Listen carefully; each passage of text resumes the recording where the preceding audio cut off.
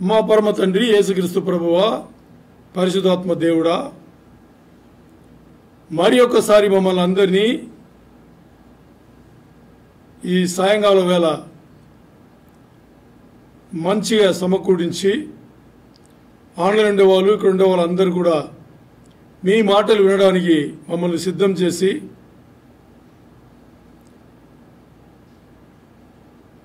శరీర ప్రాణ ఆత్మలు అన్నిటిని కూడా మీ వైపు తిప్పి పరిశుద్ధాత్మ దేవుడు రాపిచ్చిన ఆ గ్రంథ ధ్యానంలో మమ్మల్ని నడిపిన విధానం బట్టి వందనాలు స్తోత్రాలు చెల్లిస్తూ గ్రంథ ధ్యానం చేయబోతుండగా ప్రకటన గ్రంథం నుంచి మమ్మల్ని అందరినీ వేరే ఏ తలంపులు లేకుండా ధ్యానంలో మాత్రమే మీ గురించి మాత్రమే ఉండేట్టుగా మాకు చేయమని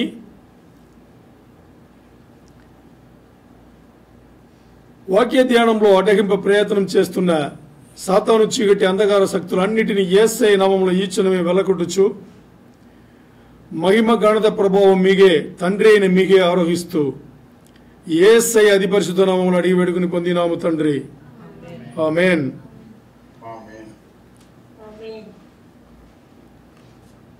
ప్రకటన గ్రంథ ధ్యానంలో మనం ముందుగా ఏమి అర్థం చేసుకోవాలంటే, ప్రకటన గ్రంథ ధ్యానంలో మొత్తానికి మనం ధ్యానం అంతా యేసయ్య పైనే ఉంటుంది, యేసయ్యనే. ఎందుకంటే ప్రకటన గ్రంథంలో కీలక పాత్రం ఎవరు అంటే ఒకరే, యేసయ్యనే. మొదటి నుంచి చివరి చూడండి, చుట్టి చుట్టి చుట్టి చుట్టి యేసయ్యనే, అన్ని యేసయ్యనే. అంటే ఈ లోకంకు వచ్చిపోయిన యేసయ్య కాదు, ఈ లోకంకు వచ్చిపోయిన యేసయ్య కాదు, పరలోకంలో ఇప్పుడు ఉండే యేసయ్య, పరలోకంలో ఇప్పుడు ఉండే యేసయ్య. ఆ యేసయ్యను చుట్టి చుట్టి ఏం చేస్తున్నారు, ఎలా చేస్తున్నారు అన్నీ మొత్తాన్ని ఆయన గురించే మన ధ్యానం అన్నీ ఉంటుంది అన్నమాట, మొదటి నుంచి చివరి వరకు కూడా. ఇప్పుడు పోయిన వారం మనం ఏం చూసుకున్నామంటే జనాభా లెక్క చూసుకున్నాం. చివరిలో చూస్తే జనాభా లెక్క చూసుకున్నాం. ఏమని, ఈరోజు అంటే పోయిన వారం స్టాటిస్టిక్స్ ప్రకారం పోయిన వారం జనాభా ఎంత అని చూస్తే 820,000 కోట్లు అని అనుకున్నాం. అంటే 8.25 బిలియన్స్. దాంట్లో మనం చాలా దయతో మన లెక్క పెడితే 1 బిలియన్, 100 కోట్లు వెళ్తారనుకోండి. ఎవరు దేంట్లో సంఘం ఎత్తబడి దీంట్లో మనలాంటి వాళ్ళు అందరూ యేసయ్య బిడ్డలు విశ్వాసులు అందరూ ఏం చేస్తారు, 100 కోట్లు వెళ్ళిపోతే 8.25 బిలియన్లో 1 బిలియన్ వెళ్ళిపోతే 7.25 బిలియన్ కదా. సరే, ఇప్పుడు మొదటి 4 ముద్రలు యేసయ్య విప్పుతారు కదా, 5వ అధ్యాయం నుంచి మొదలు పెడతారు. అంటే 5వ అధ్యాయంలో తండ్రి దగ్గర నుంచి ఆ భూమి యొక్క సంబంధించిన దస్తావేజులు, the title deed of earth తీసుకుంటారు. అధికారం, శక్తి అన్నీ యేసయ్య తండ్రి దగ్గర నుంచి తీసుకుని తర్వాత 6వ అధ్యాయం వచ్చేటప్పుడు ఏం చేస్తారు, ఆయన ముద్దలు విప్పడానికి మొదలు పెడతారు. ముద్దలు విప్పడానికి మొదలు పెట్టిన దాని నుంచి 4 ముద్దలు అవ్వేటప్పుడే 4వ వంతు అప్పుడు ఉండే జనాభా 4వ వంతు మరణిస్తారు. అంటే 7.25 బిలియన్లో 4వ వంతు 1.8 బిలియన్ 1.8 బిలియన్ 180,000 కోట్లు పోయారు. మొదటి 4 ముద్దులనే మరణించారు. మిగిలిన వాళ్ళు 5.45 బిలియన్స్ ఉంటారు. సరేనా. తర్వాత ఆరో బూర మ్రోగేటప్పుడు ఇంకా ఉన్న దాంట్లో 3వ వంతు పోతారు. ఇంకో 1.8 బిలియన్ పోయారు. మిగిలిన వాళ్ళు ఎంత, 360,000 కోట్లే ఉన్నారు. మనం మొదలు పెట్టేటప్పుడు ఎన్ని కోట్ల, 825,000 కోట్లలో మనం మొదలు పెడితే మనం మొదలు పెడితే 3.25 అంటే 1 బిలియన్ పోయిందనుకోండి, అంటే సంఘం ఎత్తబడింది. 7.25 బిలియన్ నుంచి 3.65 అంటే దాదాపు సగం ఎప్పుడు 6వ బూర మ్రోగేటప్పుడే. ఇంకా మనం ఎంతవరకు రాలేదు, 7 ఏళ్ల శ్రమల కాలంలో సగం కూడా రాలా, 3.5 సంవత్సరం రాలా. ఎందుకంటే 3.5 సంవత్సరం రావాలంటే 7వ బూర మ్రోగాలి, అది ఇంకా రాలా. 7వ బూర రాముందే ఏమైందే, ఇది గుర్తుపెట్టుకోవాలి, సగం అయిపోయారు. మరి 6వ అధ్యాయం 7వ అధ్యాయంకు 6వ అధ్యాయంకు 6వ బూరగును 7వ బూరగును మధ్యలో ఇంటర్లూడ్ అంటే యోహాన్ గారు, అపోస్తలుడైన యోహాన్ గారు ఏం చేస్తారు, ఒక బ్రేక్ ఇచ్చారు, ఇంటర్లూడ్. ఎందుకు ఆ బ్రేక్ అంటే, ఇప్పుడు 7వ బూర మ్రోగింది అనుకోండి, 7 ఏళ్ల శ్రమల కాలంలో 2వ 3.5 సంవత్సరం మొదలవుతుంది కదా. మరి దాని ముందు మనకు చాలా విషయాలు చెప్పాలి, ఎందుకంటే అది మొదటి 3.5 సంవత్సరంలో జరిగింది. ఇంతవరకు చెప్పింది సరిపోలా, ఇంకా చెప్పాలి అనుకుని ఏం చేశారు, 7వ బూర మ్రోగేందుకు ముందు చాలా ఇన్ఫర్మేషన్ డీటెయిల్స్ మనకు ఇవ్వడానికి ఆయన ఏం చేశారు, కొన్ని అధ్యాయాలు వాడుకున్నారు. అందుకని దాన్ని బ్రేక్ అంటాం, ఇంటర్లూడ్ అంటాం. ఇది పోయిన వారం ముగించాం. ఇప్పుడు ఈ వారం 10వ అధ్యాయం నుంచి 10వ అధ్యాయంలో ఒక ప్రధాన దేవదూత, 10వ అధ్యాయంలో ప్రధాన దేవదూత పరలోకం నుంచి దిగి వచ్చి, అంటే తన చేతిలో ఏముందంటే తీర్పు తీర్చడానికి సంబంధించిన దస్తావేజులు పట్టుకుని ఆయన వచ్చాడనమాట ఆ దేవదూత. అంటే ఈయన యేసయ్య తరఫున వచ్చారు. ఆయన ఈ దేవదూత ఎవరి తరఫున, యేసయ్య తరఫున వచ్చారు. యేసయ్యకు ప్రాక్షి అంటారు ఇంగ్లీష్లో. ప్రాక్షి అంటే ఆయన తరఫున ఈ దేవదూత వచ్చాడు. అంటే చెప్పాలంటే యేసయ్య వచ్చేసి ఈ లోకం నుంచి సాతాను సంబంధుల అందరినీ ఈ లోకం నుంచి మొత్తానికి తీసివేయడానికి ఆ ప్రాసెస్ మొదలైంది అని చెప్పడానికి ఆ దేవదూత వచ్చాడు అనమాట. ఆ దేవదూత వచ్చాడు. ఆయన వచ్చి ఏం చేశాడు అంటే, ఓ కాలు ఏం చేశాడు, నేలపైన పెట్టాడు, ఈ లోకంలోనే నేలపైన పెట్టాడు. ఇంకో కాలు ఏం చేశాడు, ఆయన సముద్రం పైన పెట్టాడు. అంటే ఈ రెండు తప్పితే లోకంలో ఏమైనా ఉందా, అంతే కదా. సో మొత్తం లోకం పైన పెట్టి ఆయన ఏం చేశాడంటే, ఆ దేవదూత పైన, ఇప్పుడు మనం ఏదన్నా ఒట్టేసుకుంటాం కదా, ఏదైనా ఒకటి నేను నిజమే చెప్తున్నాను, కరెక్టే చెప్తున్నా, ఇదే కరెక్ట్ అని చెప్పడానికి ఒట్టేసుకుంటాం కదా. అలా ఆయన ఏం చేస్తున్నాడంటే, ఓ కాలు ఇటు ఓ కాలు అట్టు పెట్టుకుని పైన తండ్రి దేవుణ్ణి చూసి ఆయన ఒట్టేసుకుంటున్నాడు. ఇంగ్లీష్లో ఓత్ అంటారు.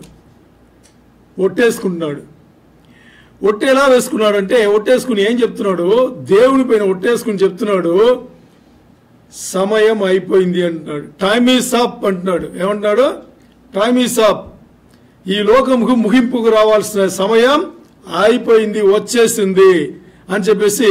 అంటే దానికి అర్థం ఏంటంటే, 2వ 3.5 సంవత్సరంలో 7 ఏళ్ల శ్రమల కాలంలో మొదలవబోతుంది.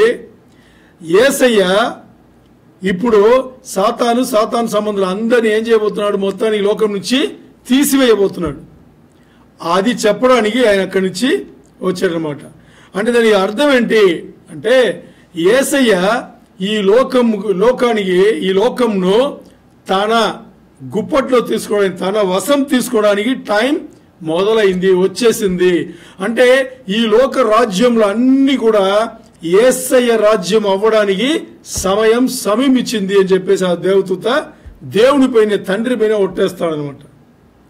ఎవరైనా తండ్రి పైన ఒట్టేసాడనుకోండి, అది దేవుని చిత్తం కాదంటే అక్కడే సస్తాడు. ఎవరైనా కానీ తండ్రి పైన మాత్రం అలా వేసుకుంటే పోవాలి.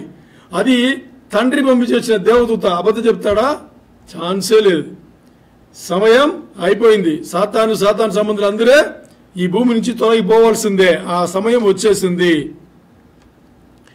ఇప్పుడు మనం విషయం చూస్తే, 7 ఏళ్ల శ్రమల కాలంలో మొదటి 3.5 సంవత్సరంలోనే యేసయ్య ఏం చేశాడు, తండ్రి దగ్గర నుంచి భూమికి సంబంధించిన దస్తావేజులు, అంటే ఆ రైట్స్, భూమికి సంబంధించిన దస్తావేజులు, ఆ రైట్స్ అని ఏం తీసుకున్నారు ఆయన టైటిల్ డీడ్ ఆయన తీసుకున్నారు. అంటే భూమికి సంబంధించిన అధికారం, శక్తి ఇవన్నీ యేసయ్య ఏం చేశారు, తండ్రి దగ్గర నుంచి తీసుకున్నారు. మరి మొదటి 3.5 సంవత్సరములు యేసయ్య ఆ పని మొదలుపెట్ల. ఏ పని? సాతాను సంబంధులు అందరినీ తీసివేసే, ఈ లోకం నుంచి తీసివేసే పని ఆయన మొదలుపెట్ల. దానికి సమయం ఇప్పుడు వచ్చింది అని చెప్పేసి ఆ దేవతతో వచ్చి దేవుని పైన ఒట్టేసి ఇప్పుడు చెప్పాడనమాట. సరే, ఇప్పుడు యేసయ్య మొదటి 3.5 సంవత్సరంలో ఏం చేశారు? ఆయన మొదటి 3.5 సంవత్సరంలో యేసయ్య ఆ టైటిల్ డీడ్ తీసుకున్న తర్వాత ఏం చేశారు? ముద్రలు విప్పాడు. మొదటి ముద్ర, 2వ ముద్ర, 3వ ముద్ర, 4వ ముద్ర, 5వ ముద్ర, 6వ ముద్ర. మరి 7వ ముద్ర విప్పేటప్పుడు ఏమైంది? 7 బోర్ల తీర్పు మొదలైంది కదా. ఇది జరుగుతుంది. ఇప్పుడు 7వ బోర మోగేటప్పుడు ఇప్పుడు ఏమవుతుంది? 7.5 శ్రమల కాలంలో 7 సంవత్సరంలో 2వ 3.5 సంవత్సరం మొదలవబోతుంది. ఇంకా మొదలవబోతుంది. అందుకే దేవతతో వచ్చి ఇంకా మొదలైంది, ఇంకా వీళ్ళు సాతాను సంబంధులందరూ ఇంకా వెళ్ళిపోవాల్సిందే అని చెప్పేసి ఇప్పుడు యేసయ్య 7 ఏళ్ల శ్రమల కాలంలో 2వ 3.5 సంవత్సరంలో మొదలయ్యేటప్పుడు ఆయన పని మొదలు పెడుతున్నారు. ఓకే, ఇప్పుడు అందుకనే ఇప్పుడు అన్ని కూడా ఇంకా చాలా తీవ్రంగా ఉంటుంది. 7 ఏళ్ల శ్రమల కాలంలో మొదటి 3.5 సంవత్సరంలో చాలా ఘోరంగా ఉంటుంది. మరి 2వ 3.5 సంవత్సరంలో ఎలా ఉంటుందంటే, మొదటి 3.5 సంవత్సరంలో ఏమి కాదు. దేంట్లో పోల్చుకుంటే 2వ 3.5 సంవత్సరంలో పోల్చుకుంటే మొదటి 3.5 సంవత్సరంలో ఏమి కాదనిపిస్తుంది. ఎందుకంటే 2వ 3.5 సంవత్సరం ఇంకా భయంకరంగా ఉంటుంది అన్నమాట. ఎందుకు భయంకరంగా ఉంటుందంటే, ఇప్పుడే మొదటి 3.5 సంవత్సరంలో అయిపోయింది, 2వ 3.5 సంవత్సరంలో మొదలవుతుంది. కొంత ముందే అక్కడ పరలోకం నుంచి సాతాను నెట్టివేయబడతాడు, తన్ని తోయబడతాడు.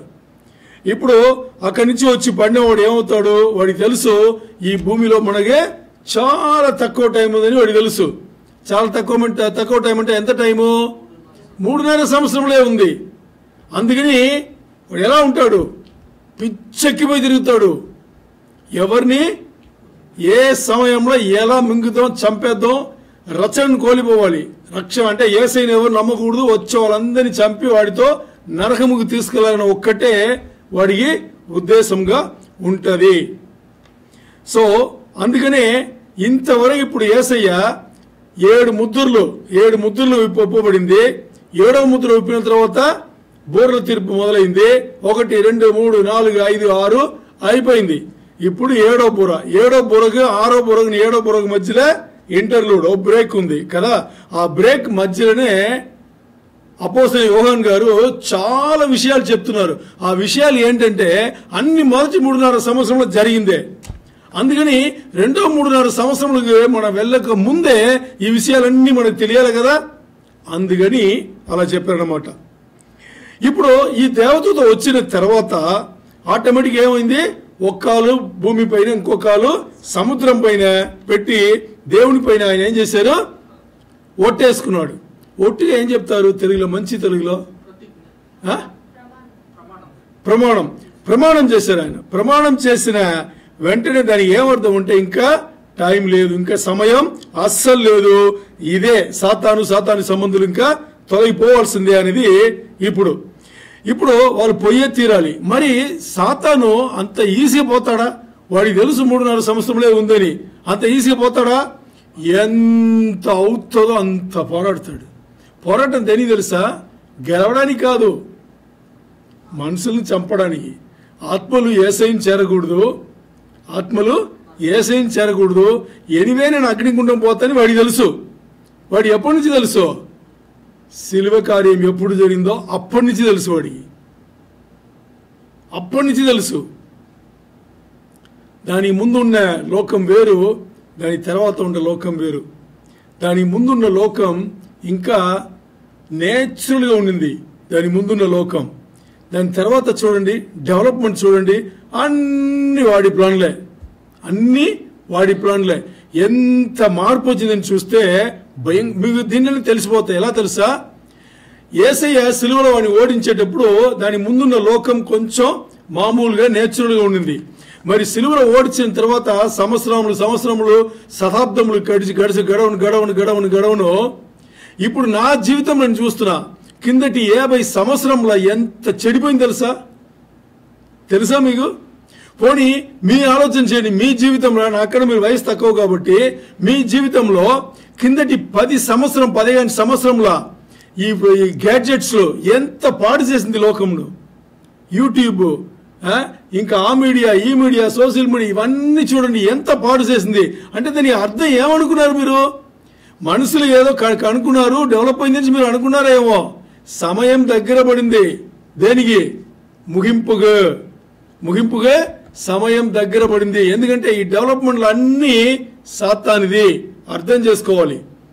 ఈరోజు మీ చేతులుండే ఈ మొబైల్ కానీ, ఈ ల్యాప్టాప్లు కానీ, ఏదైనా అడ్వాన్స్ అన్ని కూడా సాతాను ఈ లోకంలో మనుషులందరినీ దాని వైపు తిప్పడానికి వాడు పనికిరాలుగా దాన్ని వాడుకునే ఆ విషయంలో మనుషుల ద్వారానే దాన్ని డెవలప్ చేసి మనుషులందరూ పొంగిపోతున్నారు.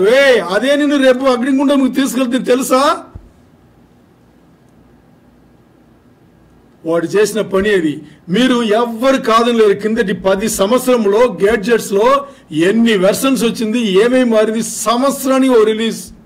కొనేవాడు కొనుక్కునే ఉంటున్నాడు. ఏది అవుట్డేటెడ్ అయిపోయింది, ఈ ఫోన్ అవుట్డేటెడ్ అయిపోయింది, ఈ టేబుల్ అవుట్డేటెడ్ అయిపోయింది, ఈ ల్యాప్టాప్ కొనుక్కునే ఉంటున్నాడు. లక్షలు బట్టి కొంటున్నాడు. ఎక్కడ? గ్రామంలో అందరు కొంటున్నారు. అందరూ ఏం చేస్తున్నారు తెలుసా? త్వరగా అగ్నిగుండం సాతానుకు వెళ్ళడానికి దోహదపడుతున్నారు. అందరు సపోర్ట్ చేస్తున్నారు వాడికి. అందుకని టెక్నాలజీ విపరీతంగా పెరిగిపోతుంది. బట్ ఇక్కడ దేవదూత ఏం చెప్తున్నాడు? సమయం అయిపోయింది, ఇంకా అంతే, ఇంకా లేదు, ఇంకా అస్సలు డిలే లేదు. ఓకే, అంటే దీనికి అర్థం ఏంటంటే సాతాను సంబంధులు వెళ్ళిపోయే సమయం చాలా దగ్గర పడింది. మరి అదే దేవదూత ఇంకో పని చేశాడు. ఏం చేశాడు తెలుసా? మనం రివ్యూ చేస్తున్నాం. ఓకే, అదే దేవదూత 10వ అధ్యాయంలో ఇవన్నీ. అదే దేవదూత ఇంకో పని చేశాడు. ఒక చిన్న పుస్తకం తీసి ఏం చేశాడు? ఆ దేవదూత యోహాన్ గారు ఇస్తే తిని మింగేయన్నాడు. అన్నాడా లేదా? చిన్న పుస్తకం తీసి ఇచ్చి దాన్ని తిని మింగేయన్నాడు. మరి యోహాన్ గారు కూడా దేవదూత చెప్తున్నాడు తిని మింగేశాడు. తినేటప్పుడు ముందు బాగా స్వీట్గా ఉండింది, తీయగా ఉండింది. మరి లోపల కడుపులగానే చేదైపోయింది. దానికి అర్థం ఏంటి? ఏదైనా గుర్తుందా? మెటఫర్ ఇది. అంటే అలాగే కాదు. మెటఫర్ అంటే ఒకటి చెప్పడం ఇంకోటి చెప్పడం, అంతేనా? ఎందుకు అంటే 2 విషయాలు జరుగుతుంది ఇక్కడ. ఈ సమయంలో 2 విషయాలు అపోస్తలుడైన యోహాను గారికి దర్శనంలో చూస్తున్నాడు. కన్ను ఓపెన్ చేసి చూస్తున్నాడు. ఏం చూస్తున్నాడు అంటే అపోస్తలుడైన యోహాను గారు ఆ పుస్తకం తీసి నోట్లో ఏమైనా తీయగా ఉందంటే 2-3.5 సంవత్సరంలో మొదలయ్యేటప్పుడు సాతాను సంబంధులు లోకం నుంచి వెళ్ళిపోతున్నారు అనేది తీపు. అవునా కదా? మరి ఆ చేదు ఏంటి అని చూస్తే మరి వీడు వెళ్ళిపోయేటప్పుడు ఊరికి వెళ్తాడా? మామూలు వెళ్తాడా? కదా? ఏం చేస్తాడు? ఎవరిని పడితే వాళ్ళని చంపేసి వెళ్ళిపోతాడు. ఎవరిని పడితే వాళ్ళను చంపేసి వెళ్ళిపోతాడు. అది అర్థమవగానే, అంటే ఆయన చూస్తున్నాడు, దర్శనంలో చూస్తున్నాడు. అందుకని అది అర్థమవగానే ఇక్కడ 4 ఎవరికి తీపు కొనింది. లోపలగానే ఏమైంది? బాబో, ఇంతమంది చచ్చిపోతారా? ఇంతమందిని చంపేస్తాడా? దేవుని పట్లే దేవుని ఒప్పుకున్న వాళ్ళే. ఆ రోజులు కూడా దేవుని ఒప్పుకున్న వాళ్ళే. ఇంతమంది చచ్చిపోవాలా? వీడు చంపేసి వెళ్తాడా అనేటప్పుడు లోపల కడుపులో సేదు వచ్చింది. మరి ఇప్పుడు 11 అధ్యాయం 11, 12, 13, 14 అన్ని బ్రేకే. యోహాను గారు ఏం చేశారు? ఇంటర్లూడెన్స్ పెట్టారు. ఎందుకు ఇంటర్లూడు? అన్ని సమాచారం ఉన్నాయి. 2-3.5 సంవత్సరములు మొదలవక ముందు మనకి ఇన్ని అధ్యాయములలో ఆయన అన్ని విషయములు ఇచ్చి అన్ని మనం దాని ముందే తెలుసుకుంటేనే 2-3.5 సంవత్సరములు మనకి అర్థమవుతాయని చెప్పేసి అక్కడ దాని ఇంటర్లూడ్గా పెట్టారనమాట. సరే, ఇప్పుడు 11వ అధ్యాయం వచ్చేటప్పుడు 3వ మందిరం కట్టబడుతుంది. ఏది? 11వ అధ్యాయం వచ్చేటప్పుడు 7 ఏళ్ల శ్రమల కాలంలో మొదటి 3.5 సంవత్సరంలోనే ఆ 3వ మందిరం కట్టబడుతుంది. ఎందుకు దాన్ని 3వ మందిరం అంటున్నావు? 3వ మందిరం ఎందుకు చెప్తున్నావు? మొదట్లో మందిరం కట్టింది ఎవరు? దేవునికి సొలొమోన్ గారు కట్టారు. దాని తర్వాత ఎవరు కట్టారు? హేరోదు కట్టాడు. ఎవరు కట్టారు? హేరోదు కట్టించాడు. అది కూడా పోయింది, పడగొట్టేశారు. అర్థమైందా? దాని తర్వాత కట్టబోయేదే ఇది మూడో మందిరం. సో ఇప్పుడు ఈ 7 ఏళ్ల శ్రమల కాలంలో మొదటి 3.5 సంవత్సరంలో స్టార్టింగ్ లో ఏమవుతుంది? ఆ మూడో మందిరం కట్టబోతున్నారు. మరి మూడో మందిరం కట్టేటప్పుడు చాలా మంది కన్ఫ్యూజన్ పడతారు. బైబిల్ పండితులందరూ ఏమనుకున్నారంటే, ఇప్పుడు ఏదైతే డోమ్ ఆఫ్ ద రాక్ అంటారు కదా, ఇది మీరు ఎప్పుడు చూడండి ఇస్రాయేల్ చూసేటప్పుడు ఒక బంగారు దీంట్లో ఒక గూడ ఇలా ఉంటది కదా, ఇలా ఉంటది రౌండ్గా. అది వాళ్ళది, మనది కాదు. ఎవరిది? వాళ్ళది. అర్థమైంది కదా, వాళ్ళది. ఇప్పుడు చాలా మంది బైబిల్ పండితులు ఏమనుకుంటారంటే మూడో మందిరం అక్కడే వస్తుంది, అందుకని చాలా పెద్ద గొడవ వస్తుంది అని చెప్పేసి మూడో మందిరం అక్కడ రాదు. మూడో మందిరం ఎక్కడ వస్తుంది అంటే, ఇక్కడ బైబిల్లో మనకి మాట్లాడిన దీని ప్రకారం ప్రకటన 11వ అధ్యాయంలో 1-2 వచనములలో ఇలా చెప్పబడి ఉంటది. ఏమని? అక్కడ యోహాన్ గారికి ఏం చెప్పబడతాయంటే, బయటి ఆవరణమును వెలుపటి ఆవరణమును కొలవద్దు, మెజర్మెంట్ చెయ్యొద్దు అని ఉంటది. ఆ వెలుపటి ఆవరణం ఎందుకు కొలత పెట్టొద్దు అని ఉంటది అంటే, అది అన్యులకు సంబంధించింది. అక్కడే ఇది ఉంది. ఇది మనం ఇప్పుడు చెప్పే వాళ్ళది, అది అక్కడ ఉంది. మరి మందిరం అక్కడ రాదు. అన్యుల చేత్తో తొక్కబడిన ఆ స్థలములో దేవుని మందిరం రాదు. దానికి స్థలం, ప్రత్యేకమైన స్థలం ఉంది, అది అక్కడే వస్తుంది. చాలా మంది దీన్ని ఒప్పుకోరు. తర్వాత మనం ఈ 11వ అధ్యాయంలో ఇంకోటి చదువుతాం, ధ్యానం చేసి ఉంటాం. ఏమని? 2 సాక్షుల గురించి. గుర్తుందా? 2 సాక్షుల గురించి మనం చదివి ఉన్నాం. వీళ్ళు 2 ప్రవక్తలు దేవుడు పంపిస్తాడు. వీళ్ళనే 2 సాక్షులని దేవుడు చెప్తారు. వీళ్ళు ఏం చేస్తారు? వీళ్ళు యెరూషలేములో వచ్చి 1260 రోజులు ఏం చేస్తారు? పరిచర్య చేస్తారంటే సువార్త చెప్తారు. మెయిన్ గా వీళ్ళు సువార్త చెప్పింది ఎక్కడంటే మందిరం లోపల. ఎక్కడ చెప్తారు? మందిరం లోపల ఏం చెప్తారు అని చూస్తే, వీళ్ళు యాక్చువల్గా 3.5 సంవత్సరములు, 1260 రోజులు అంటే ఆ హీబ్రూ క్యాలెండర్లో 3.5 సంవత్సరములు, నెలకు 30 రోజులు, 3.5 సంవత్సరములు. వీళ్ళు అంటే వీళ్ళు మొదటి 3.5 సంవత్సరములలో వీళ్ళు ఏం చేస్తారు? స్వార్థ చెప్తారు. అర్థమైందా? మొదటి 3.5 సంవత్సరములు. ఇదన్నీ ఎక్కడ ఉంది మనకి? ఇప్పుడు రెండవ 3.5 సంవత్సరం మొదలైన తర్వాత మనం ఇదంతా తెలుసుకోలేము కదా. ఇంతవరకు యోహాన్ గారు చెప్పలే, ఇప్పుడు చెప్తున్నారు దాన్ని. అర్థమైందా? ఇప్పుడు వీళ్ళు ఏం చేశారు? 3.5 సంవత్సరములు. వీళ్ళు యెరూషలేములో అన్ని చెప్పినా గానీ మెయిన్ గా ఏం చేస్తారు? మందిరం లోపల చెప్తారు. మందిరం లోపల ఏం చెప్తారు, ఏం మాట్లాడతారంటే, ఇప్పుడు బాగా అర్థం చేసుకుంటే, మోసే వచ్చేసి ధర్మశాస్త్రముకు సాదృశ్యం. ధర్మశాస్త్రం ఇచ్చింది ఎవరి ద్వారా? దేవుడు మోసే ద్వారా కదా. ఏలియా వచ్చేసి ప్రవచనముకు సాదృశ్యం. ప్రవక్త ఏలియా ప్రవక్త కదా. ప్రవక్త నుంచి ఇక్కడ చూస్తే దేవుడు ఎందుకు మోసేను తర్వాత ఏలియాను పంపించారంటే, ధర్మశాస్త్రంలో యేసయ్య ఉన్నారు. ధర్మశాస్త్రంలో మోసే రాసిన ధర్మశాస్త్రంలో యేసయ్య ఉన్నారు. ఏలియా నుంచి దాని ముందు వెనకాల ఉన్న ప్రవచనాలు అన్ని కూడా యేసయ్య ఉన్నారు. అందుకని దేవుడు దీన్ని పంపించి మందిరముకు పంపించి, మందిరం లోపల రోజు బలి అర్పణలు, దహన బలులు అన్ని జరుగుతుంటది కదా. జరుగుతున్నప్పుడు వీళ్ళు ఆ ప్రీస్ట్ ఏమంటారు, యాజకులు ఉన్నారు కదా, ఈ యాజకుల దగ్గర వెళ్ళిపోయి, ప్రధాన యాజకుల దగ్గర వెళ్ళిపోయి వీళ్ళు అన్ని దహన బలులు, అర్పణలు, ప్రార్థనలు చేస్తుంటే, మీ దగ్గర ఉండే ధర్మశాస్త్రం ప్రకారం, మీ దగ్గర ఉండే ప్రవక్తల పుస్తకాల ప్రకారం ఇది యేసయ్యరా అంటారు. ఏమంటారు? ఇప్పుడు ధర్మశాస్త్రంలో యేసయ్య ఉన్నారంటే ఎవరైనా నమ్ముతారా? తెలియదు చాలా మందికి. ప్రవచనం అన్ని యేసయ్య కోసం, మొత్తం బైబిల్ గ్రంథం యేసయ్య కోసం తెలుసా మీకు? తెలుసుకోవాలి. ఆదికాండం నుంచి ప్రకటన వరకు యేసయ్య కోసమే బైబిల్ గ్రంథం రాయబడింది. అర్థమైందా? సో వీళ్ళు ఏం చేస్తారంటే, ప్రతి కార్యక్రమంలో వాళ్ళు లోపల మందిరంలో చేస్తుండగా ప్రతి కార్యక్రమంలో ఏం చెప్తారు?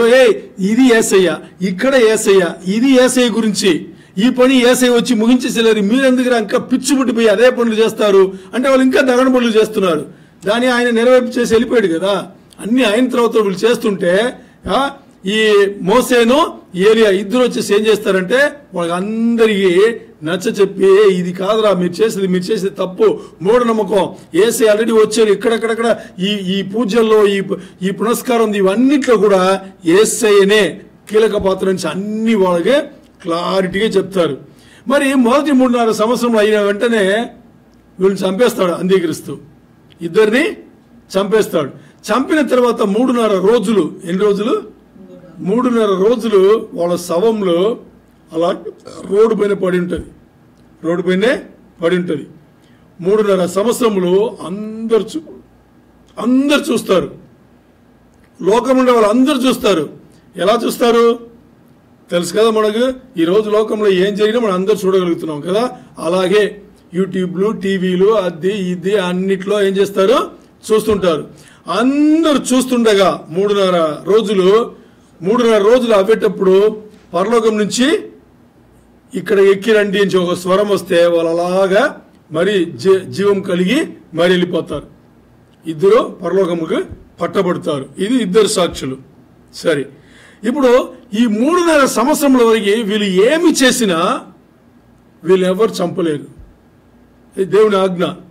ఈ 3.5 సంవత్సరములు వీళ్ళు ఎక్కడైనా తిరిగి వచ్చి పైనుంచి నిప్పు రప్పిస్తారు, ఏమన్నా రప్పిస్తారు. అలాంటి పవర్ వాళ్ళకి ఇవ్వబడింది. మరి 3.5 సంవత్సరంలో ఎవరు కూడా వీళ్ళను చంపలేరు. అలా వచ్చారు. ఇప్పుడు మనం మధ్యలో ఎక్కడొచ్చాం? 3.5 సంవత్సరములు ఇప్పుడు అయిపోయింది. వీళ్ళు పోయారు కదా, ఇద్దరు సాక్షులు. 3.5 సంవత్సరంకి వచ్చాం. ఇప్పుడు 7వ బుర్ర మ్రోహాలి. 7వ బుర్ర మోగానే ఈ టైంలో దానియేలు చెప్పిన రీతిలో ఏం చేస్తాడు అంత్యక్రీస్తు? ఊరుకుంటాడా? ఏం చేస్తాడు? మందిరంలో అతి పరిశుద్ధ స్థలం వెళ్ళి కూర్చుని నేనే దేవుడు, నన్ను గాని నా ప్రతిమను గాని మీరు పూజించాలి, ఆరాధించాలి అని చెప్పేసి అక్కడ కూర్చుంటాడు. దీనే మన ఇంగ్లీష్ ఏమంటాము? The abomination of desolation. అంటే కరెక్ట్గా చెప్పాలంటే ఇంగ్లీష్లో the abomination that causes desolation అంటే దాని ఏమర్థం అంటే వీడు అపవిత్ర పరిచడు కాబట్టి అతి పరిశుద్ధ స్థలమును ఇస్రాయెల్ మొత్తం ఎడారైపోయింది అని అర్థం. ఎందుకు? వీడు 3.5 సంవత్సరం అవ్వగానే అతి పరిశుద్ధ స్థలముకు వెళ్ళిపోవడం తెలియగానే ఇస్రాయెల్ జనాంగం ఎక్కడుండేవాళ్ళు? యెరూషలేములో ఉండేవారు, యూదయాలో ఉన్నవాళ్ళు అందరూ ఏమయ్యారు? అక్కడి నుంచి అక్కడ ఏమేమి చేశారో అని అన్ని అలా వదిలేసి పారిపోయారు. ఎక్కడికి? ఎడారికి, కొండ ప్రదేశముకు పారిపోయారు. ఇప్పుడు చుట్టి చూస్తే కొండ ప్రదేశం ఎక్కడ లేదు, దాక్కునేట్టుగా అక్కడ కొండ ప్రదేశం ఎక్కడ లేదు. పక్కన యోర్దాన్లో పెట్రా అనే స్థలమే ఉంది, అక్కడే గుహలు ఉన్నాయి, అక్కడే దాక్కోగలరు, అక్కడ వెళ్ళిపోతారు వాళ్ళు. అంటే బైబిల్లో పెట్రా అని చెప్పలేదు కానీ చుట్టి ఎక్కడ కూడా అలాంటి ప్రదేశం, దాక్కునేట ప్రదేశం ఎక్కడ లేదు. అర్థమైందా?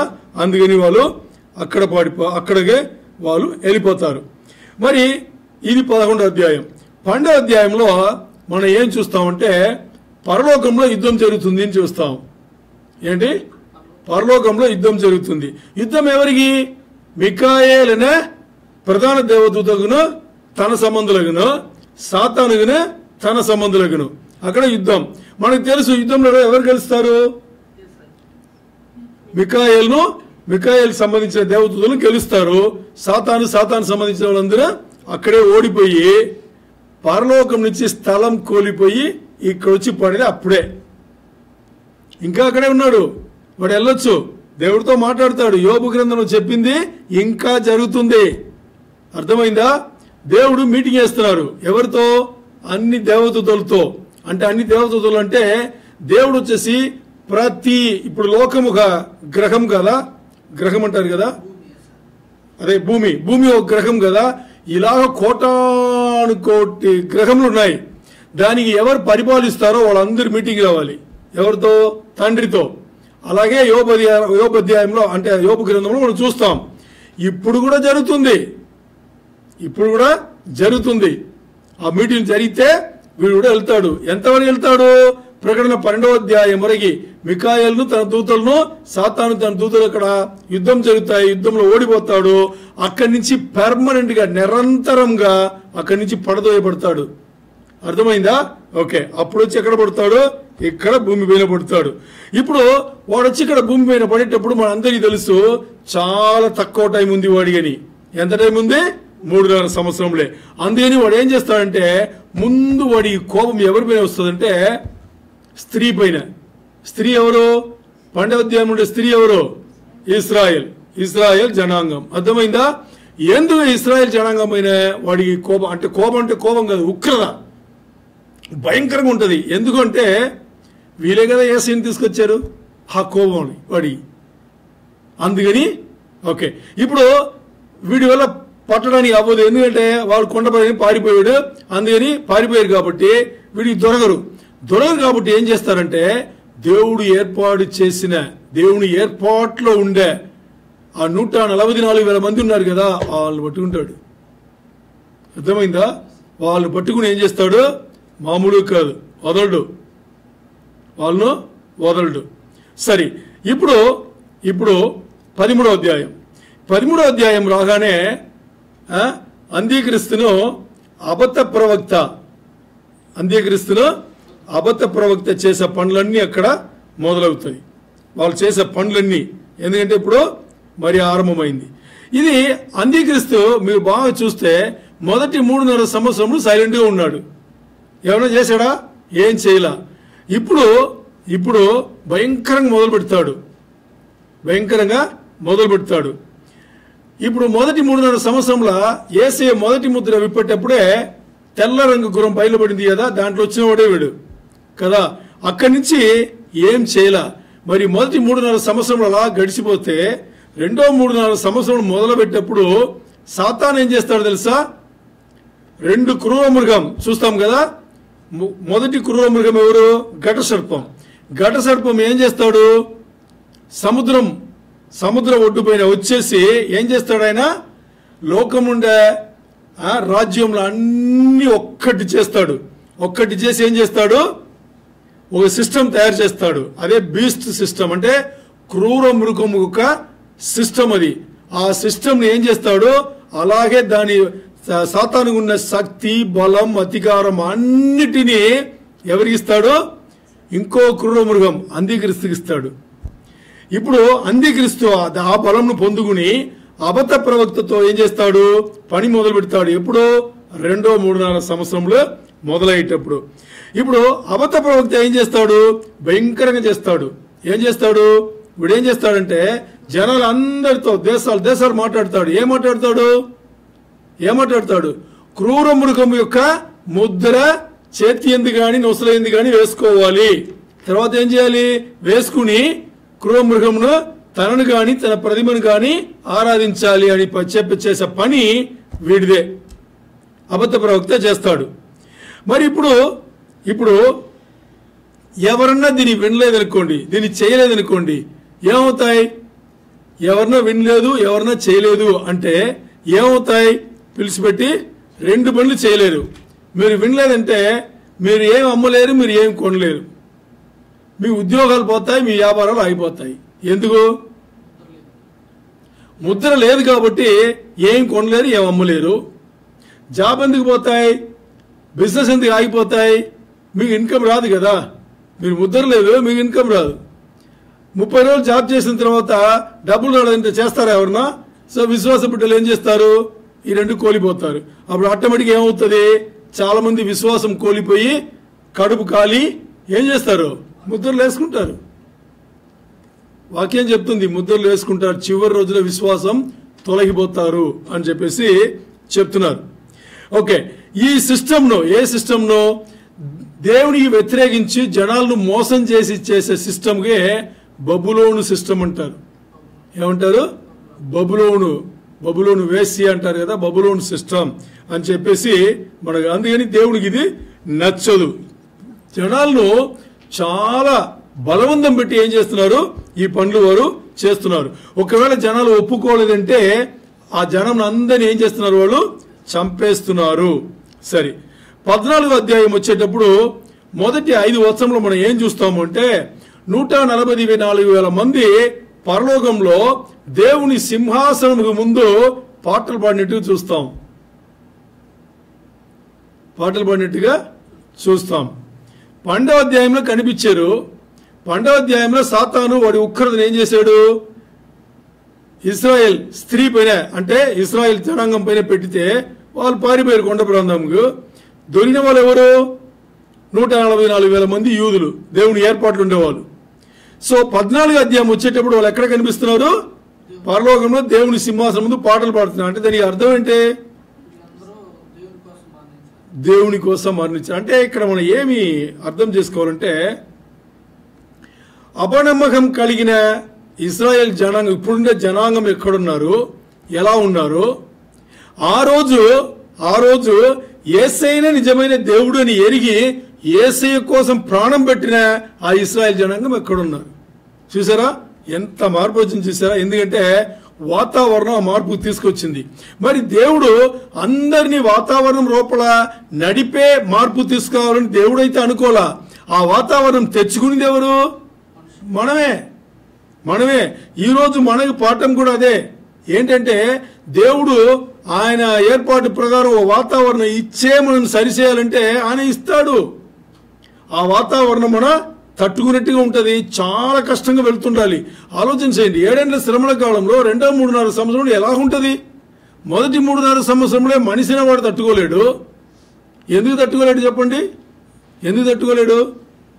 మొదటి 4 ముద్రలను యేసయ్య విప్పేటప్పుడే ఒకలాగా అయిపోతుంది. ఇంకా బోరల తీర్పు కదా. మొత్తానికి ఈ భూమి చాపలాగా చుట్టబడింది, వేలాడుతుంది. అంటే ఇప్పుడు ఉండే ఈ స్టడీగా ఉండదు, ఇలా ఊతూనే ఉంటుంది. మనమేమైపోవాలి? దాంతో పాటు ఊగాల్సిందే కదా ఒకవేళ ఉంటే. ఆ పరిస్థితి ఇది ముద్రల తీర్పు, బోర్ల తీర్పుగా ఇవన్నీ అయిపోతుంది. సో అలాంటి వాతావరణం, కష్టమైన వాతావరణం తీసుకొస్తేనే మనం మారుతామంటే ఇంకా దేవుడు చేసేది ఏ లేదు, అదే చేస్తాడు దేవుడు. అర్థమైందా? సరే, ఇప్పుడు ఈ 144,000 మంది అక్కడ పరలోకంలో అపోస్తలుడైన యోహాను గారు దర్శనం చూశారు. మరి అది చూస్తున్నప్పుడే ఇంకోటి చూస్తున్నాడు ఆయన. ఏంటి? 3 దేవదూతలు ఆకాశమందు ముగ్గురు ఒకరి వెంబడి ఒకరు వచ్చి అనౌన్స్మెంట్ చేస్తున్నారు. దానే మనం ప్రొలెప్టిక్ అనౌన్స్మెంట్ అంటాం. ప్రొలెప్టిక్ అనౌన్స్మెంట్ అంటే ఇంకా జరగలేదు, తర్వాత జరగబోతుంది, అది ఇప్పుడే జరిగిపోయింది అని చెప్పేది ప్రొలెప్టిక్ స్టేట్మెంట్. జరగబోయే నిజాలను, సంఘటనలను ఇప్పుడే జరిగినట్టుగా అది మనం చెప్తాం. ఇప్పుడు వాళ్ళు చేసే అనౌన్స్మెంట్ ఎలా ఉంటుందంటే క్లైమాటిక్ డ్రామాటిక్ అంటాం. ఇది క్లైమాటిక్. ఇప్పుడు నార్మల్గా మనం ఎప్పుడన్నా సినిమాలు చూసి అలవాటు ఉంటే అలా చూస్తాం 2.5 గంటలు. చివరి 2-3 నిమిషాలు ఎలా ఉంటుంది? భారతదేశంలో Pakistan cricket match, one day match, final match అన్నట్టుగా ఉంటుంది కదా. సీట్లు అలా ముందు వచ్చి ఉంటాం. అప్పుడు ఏమైనా బ్లడ్ ప్రెషర్ చెక్ చేసి చూడండి, అదే మీ పీక్ అనమాట. అంత ఉంటుంది. అక్కడేదో జరుగుతుంది, జరిగి వదిలేవచ్చు కదా, వదలం. అదేదో మన అక్కడ కూర్చుని మన ఓడినట్టుగా లేదు మన గెలిచినట్టు ఇక్కడ ఫీల్ అవుతాం. అలాంటి అనౌన్స్మెంట్లు ఒక దేవతతో ఒకరే ఇస్తూ ఉంటారు. ఇప్పుడు వాళ్ళు ఇచ్చిన మొదటి దేవదూత అంటే ఇక్కడ చూస్తే 6వ వచనం నుంచి 20వ వచనం వరకు తర్వాత రాబోయే కొన్ని అధ్యాయంలో ఏమేమి జరగబోతుందో అది ఇప్పుడే చెప్పబడింది. దానే ప్రొలెప్టిక్ స్టేట్మెంట్స్ అనేది. మొదటి దేవదూత వచ్చేసి ఏం చెప్తాడంటే దేవుని తీర్పు భూమి పైన చివరిలో వచ్చేసింది అనేసి. మరి ఇది అప్పుడు వచ్చిందా? 6వ వచనం నుంచి 20వ వచనం వరకు వచ్చిందా? రాలా. ఎప్పుడు వస్తుంది? 15వ అధ్యాయంలో 16వ అధ్యాయంలో వచ్చేది. మరి ఇప్పుడే వచ్చినట్టుగా అనౌన్స్మెంట్. రెండవ దేవదూత ఏం చెప్తాడు? బబులోను కూలిపోయాను అని చెప్పేసి అక్కడ. మరి బబులోను కూలిపోయింది ఎప్పుడు? 18వ అధ్యాయంలో 2వ వచనంలో బబులోను కూలిపోతుంది. మరి ఇప్పుడు మనం ఎక్కడున్నాము? 14వ అధ్యాయంలో ఉన్నాము. అందుకే జరగబోయే సంఘటనలను ముందే జరిగినట్టుగా చెప్పడం. 3వ దేవత వచ్చేసి ఎవరన్నా క్రూర మృగము యొక్క ముద్ర వేసుకున్నా, వాణ్ణి ఆరాధన చేసిన పరలోకములు నిత్య జీవం కోల్పోతారు అని చెప్పేసి ఈ 3 దేవతలు ఏం చేస్తారు? ముగ్గురు కూడా ఈ అనౌన్స్మెంట్లు ఇస్తారు. ఎందుకు ఇస్తున్నారు చెప్పండి? దేవుని గొప్పతనం అది. అప్పుడు కూడా చివరిలో కూడా ఎంతమంది యేసయ్యను దేవుడుగా ఒప్పుకుని మారుతారో వస్తారో వాళ్ళు కాపాడబడతారు, వాళ్ళకి రక్షణ ఉంది అని చెప్పేసి అప్పుడు కూడా దేవుడు అనౌన్స్మెంట్ చేస్తున్నారు. ప్రతి మనిషి అది వినిపిస్తాయి. ఆ సమయంలో కూడా అప్పుడు మనసు పూర్తిగా నేను యేసయ్యను అంగీకరిస్తాను అని చెప్తే చాలు రక్షణ. మీరు ఒప్పుకుంటారా? ఒప్పుకోరు. వాక్యం చెప్తుంది కొండలవి పరిగెడతారంట. ఇవన్నీ హింసలేని తట్టుకోలేక కొండలవి పరిగెట్టి ఆ కొండల దగ్గర అడుగుతారట. ఏమని? ఏ కొండలా మా మీద పడి మమ్మల్ని చంపేయండి అని అడుగుతారంట. రక్షణ అడిగారంట. 2-3.5 సంవత్సరంలో అన్ని ఘోరాలన్నీ చూసిన తర్వాత కూడా మనుషులు అలా ఉన్నారు. అది మనుషులు. అర్థమైందా? సో ఇప్పుడు ఈ 3వ దేవతతో వచ్చి చెప్పే ఈ అనౌన్స్మెంట్ 20వ అధ్యాయంలో నెరవేర్పు వస్తుంది. మరి ఇప్పుడు 14వ అధ్యాయంలో జరిగినట్టుగా మాట్లాడుతున్నారు. 14 నుంచి 20 వచనంలో అక్కడ ఏముందంటే అది ముంగుర్తుగా ఆర్మగద్దోని యుద్ధం గురించి మాట్లాడేది. అర్థమైందా? సరే, ఇప్పుడు మన 14వ అధ్యాయం ఎలా చూస్తామంటే 2-3.5 సంవత్సరంలో ఏమేమి జరగబోతుందో దాని ముంగుర్తుగా ఏమేమి ఉందో అన్ని ఇక్కడే చూస్తాం. 3.5 సంవత్సరంలో జరగబోయేది 14వ అధ్యాయంలో ముంగుర్తుగా చెప్తారు. అర్థమైందా? సరే, ఇప్పుడు ఇదే జరగబోతుంది. ఇది జరిగిన తర్వాతనే యేసయ్య వస్తారు. క్లారిటీగా అర్థమైందా? సరే, అక్కడ చార్ట్ ఉంది చూడండి. ఇది స్టార్టింగ్ లో మనం ఎక్కువ వాడుకున్నాం ఈ చార్ట్. ఈ చార్ట్ లో ఏముందంటే ప్రకటన గ్రంథం మొదలైన దాని నుంచి ఇంట్రొడక్షన్ నుంచి చివరి వరకు అంటే ప్రకటన గ్రంథంలో ఏమేమి ఉందో అన్ని ఈ చార్ట్లో ఉంది. నెక్స్ట్ వీక్ నేను ఏం చేస్తాను అంటే తీసుకొచ్చి ఒక పెద్ద పేపర్లో మీకు ప్రింట్ తీసుకొచ్చి మీకు ఇస్తాను. మీరు తర్వాత ఇప్పుడు ఈ 2-3-4 సంవత్సరాలు మొదలవుతాయి కదా, దీంట్లో ఏమేమి ముఖ్యమైనది ఉందో దాని ఎక్కడెక్కడ వస్తుందో ఏ అధ్యాయంలో వస్తుందో దాని పక్కన మీరు ఏం చేసుకోవచ్చు? రాసి పెట్టుకోవచ్చు. అర్థమైందా మీకు? దాన్ని రాసి పెట్టుకోవచ్చు. ఇది వచ్చే వారం నేను ఏం చేస్తానంటే మీకు ప్రింట్అవుట్ తీసుకొచ్చి ఇస్తాను. దానిపైన మీరు దీని ముందే నేను ప్రింట్అవుట్ ఇచ్చాను, గుర్తుందా? ఇది ఇచ్చాను, ఈ చార్ట్ మీకు అందరూ ఇచ్చాను. మన కింద ఉన్నాం, అప్పుడు కింద ఉండేటప్పుడు నేను ఇచ్చాను మీకు చిన్న A4లో ఇచ్చాను. ఇప్పుడు A3లో పెద్ద ప్రింట్లో మనం తీసి మీకు ఇస్తాను. దాంట్లో మీరు నోట్స్ చేసుకోవచ్చు. సరేనా? దేవునికే మహిమ కలుగును గాక.